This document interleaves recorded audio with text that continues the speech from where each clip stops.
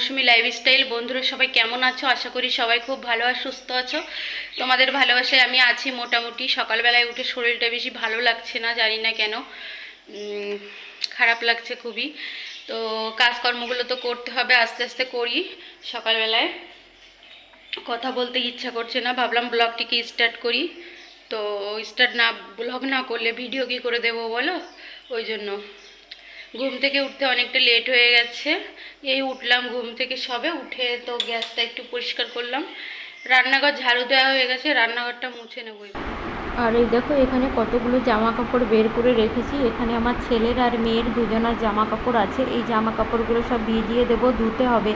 সকাল করেই ধুয়ে দেবো, ধুয়ে টুয়ে মেলে দেবো। রোদ হচ্ছে ভালো, রোদে শুকিয়ে যাবে। আর এখন বেলা ছোট হয়ে গেছে তো বেশিক্ষণ গিয়ে রোদ থাকে না, তাড়াতাড়ি করে রোদ চলে যায়। ওই জন্য সকাল সকাল করে ধুয়ে দিলে সুবিধা হবে। তাই ভাবছি এখনই ভিজিয়ে দেবো জামা কাপড়গুলো।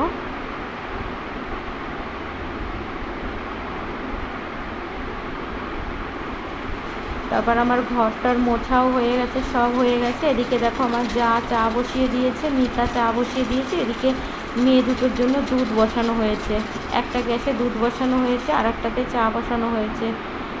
আর এদিকে দেখো আমি স্নান টেনান করে চলে এসেছি। স্নান টেনান করে এসে একটু মুখে ক্রিম লাগিয়ে নিচ্ছি, নিয়ে স্নান করে ওইদিকে আমার জামা কাপড় মেলে দিয়ে এসেছি। পুজো করাও কমপ্লিট হয়ে গেছে, সব কাজই মোটামুটি হয়ে গেছে আমার।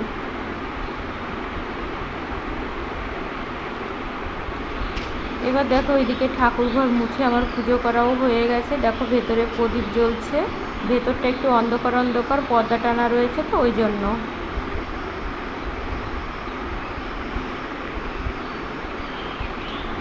আর এদিকে দেখো অত উঁচুতে তোমার জামা কাপড় মেলা যায়, মেলতে যাব না, ভালো লাগছে না এখন যেতে। তাই নিচেতে জামা কাপড়গুলো মেলে দিয়েছি। পরে গিয়ে ভাবছি পরে গিয়ে ওপরে মেলে দিয়ে আসবো। তো জামা কাপড়গুলো এখানে একটু জলটা ঝরুক, পরে গিয়ে ছাদে দিয়ে আসবো। কেননা এখানে বেশিক্ষণ রোদ থাকবে না, রোদ ওপরের দিকে চলে যাবে আর নিচেটা ছায়া পড়ে যাবে।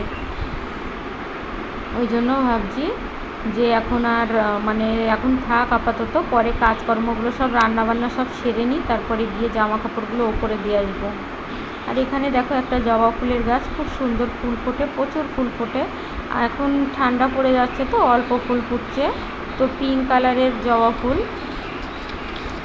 আর এখানে দেখো এই বিড়ালটা রোদ পোয়াচ্ছিল, এখানে বসে আমাকে দেখে দৌড়ে পালাচ্ছে। এবার দেখো চা খেতে বসে গেলাম। আমার যা চা করেছে, তো বিস্কিট শেষ হয়ে গেছে, তো আমাকে কটা মুড়ি দিল, বললো কটা মুড়ি খাও। শুধু চা খেতে ভালো লাগে না সকালবেলায়, ওই জন্য অল্প কটা মুড়ি খেয়ে নেব চায়ের সঙ্গে। পরে আমার দেওর আবার বাজারে যাবে, বাজারে গিয়ে বিস্কিট মাছ টাছ সব নিয়ে আসবে, বাজারে যাবে তারপরে।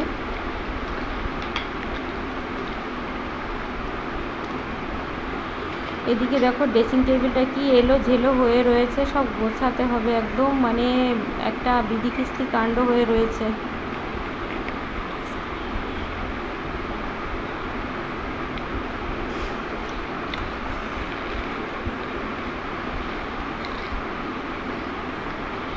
তো এরপরে চলো যাবো একটু রান্নাঘরে। দেখো এখানে মিতা পাস্তা সেদ্ধ করতে বসিয়েছে, পাস্তা সেদ্ধ হচ্ছে। পাস্তাটা মিতাই করেছিল। তো আমি একটু নাড়ছিলাম, তো মিতা একটু পড়াতে গেছে, মিমিকে পড়াচ্ছে। মিমির আবার সামনে পরীক্ষা, তো ওই জন্য পড়াতে গেছে। আমি পাস্তাটা নামিয়ে জল ঝরাতে দিয়ে দেবো,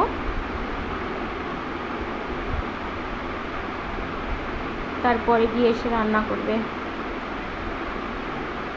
এইবার চলো দেখো আমি রান্না বসিয়ে দিয়েছি, বেশ খানিকক্ষণ পরে রান্না বসিয়ে দিয়েছি। দেখো এখানে ভাত বসিয়েছি আর একটা সে চিচিঙ্গা ভাজা বসিয়েছি। এরপরে কি রান্না করব সেটাও তোমাদের সাথে শেয়ার করব। চিচিঙ্গা ভাজাটা প্রায় আমার হয়েই গেছে। আর এদিকে আমি পটল কেটে লবণ হলুদ মেখে রেখেছি, দেখো তোমার পটল পোস্ত করব তাই। এদিকে দেখো বেসিনের মধ্যে চা খাওয়া হয়েছিল, সেই চায়ের বাসনগুলো পড়ে রয়েছে এখনও। আর নিচে দেখো সবজি কেটেছি, দেখো আমি সবজি কাটছিলাম নিচে বসে। আর রান্না গরম লাগছে, সকালবেলায় বুঝতে পারছি না। আর দেখো ফ্যানটা চালিয়ে নিয়েছি, হাওয়া খাচ্ছি, আর এদিকে রান্না করছি আমি। এই সবার আগে চিচিঙ্গা ভাজাটা বসালাম। চিচিঙ্গা ভাজাটা আমার হয়ে গেছে,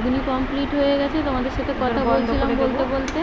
এদিকে দেখো অনেকটা সময় কিন্তু তোমাদের এবার সামনে দেখো আসলাম, অনেকক্ষণ পর অনেকটা সময় তোমাদের পরে সামনে এখন আসলাম, সন্ধ্যাবেলায় কিন্তু দেখো জামা কাপড়গুলো তখন তুলে এনে রেখেছিলাম, সেই জামা কাপড়গুলো শুকিয়ে সব গেছে, শুকিয়ে সব গেছে, ছাদে ছাদে থেকে দিয়ে তুলে এনে এসেছিলাম, রেখেছি, এবার ছাদে গুছিয়ে দিয়ে গুছিয়ে সব এসেছিলাম তুলে বলে সব রাখবো। শুকিয়ে গেছে। এবার জামা আর এদিকে কাপড়গুলো সব আমি সব ছড়ানো নামিয়ে ছিটানো নিয়েছি, রয়েছে, সব আর গুছিয়ে নেবো, বিছানাগুলো কেননা পরিষ্কার সারা করে নেব। দিনটা আমার এই আর খাটের দেখো উপরই কেটে বিছানাটা যায়, পরিষ্কার করে নিয়েছি, দিনের জামা বেশিরভাগ কাপড়গুলো গুছিয়ে সময়টা আমার নিয়েছি, এই খাটের কেননা উপরেই কেটে যায়, সারাদিনের একটু তাড়াতাড়ি বেশিরভাগ করে আমার সময় আমার এই কাজকর্ম খাটের হয়ে যায়। উপরেই কেটে যায়। তারপরে এই এলোনো দেখো আমি ঝেলোনো থাকে জানলা টালনাগুলো জিনিসপত্রগুলো সব বন্ধ সন্ধ্যা হলে করে সব নিয়েছি, গুছিয়ে নিই। পর্দা আবার টেনে দিয়েছি, সারাদিনের মানে কেননা সকাল এখন সকাল আমার সন্ধ্যা কাজ লেগে গেছে, কাজগুলো সব মশা হয়ে আসতে যায়। শুরু আর করেছে ঘরে। সারাদিনের বেশিরভাগ সময়টা আমার এই খাটের উপরেই তারপর কাটে। চলো চা আর করতে গেছে দেখো আমার এবার যা, চলো চা সন্ধ্যা খাবো। বন্ধুরা, দেখো সকালবেলায় যেখানে চা নিয়ে বসেছিলাম এখন আবার সেই জায়গায় চা নিয়ে বসে গেছি। দেখো ভেবো না যে সকালের সেই ভিডিওটা, চায়ের ভিডিওটা দেখাচ্ছি, তা না। সকালে খেয়েছিলাম লিকার চা, আর এখন দেখো দুধ চা। তো আমার যা করে নিয়ে আসলো দুধ চা। তো দুধ চা তো আমি খাই না, একদমই খাই না।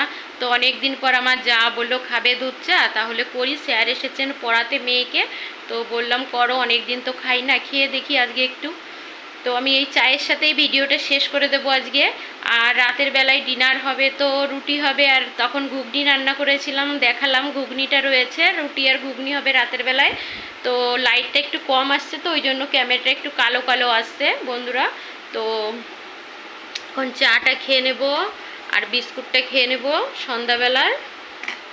তো ঠিক আছে, জানি না দুধ চা খাওয়ার পরে দুধ চা খাওয়ার ফলটা কি হবে বুঝতে পারছি না। দুধ চা একদমই খেতে পারি না, ভীষণ অ্যাসিডিটি হয়ে যায়, গলা বুক জ্বালা করে। তো ঠিক আছে বন্ধুরা, সবাই ভালো থেকো, সুস্থ থেকো, আবার দেখা হবে একটা নেক্সট ব্লগের সাথে। টাটা, শুভরাত্রি, গুড নাইট।